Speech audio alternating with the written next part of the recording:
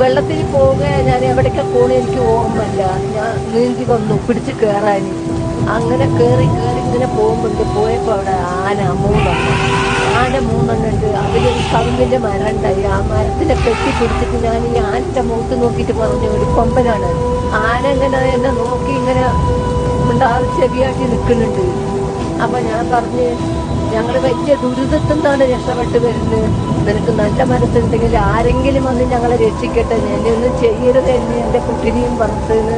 ആനിങ്ങനെ നോക്കി രണ്ട് കണ്ണു കൂടി ഇങ്ങനെ വെള്ളം വരിക. ആ മരത്തിന്റെ താഴത്തന്നെ ഞാനും എൻ്റെ കുട്ടിയും കടന്നു.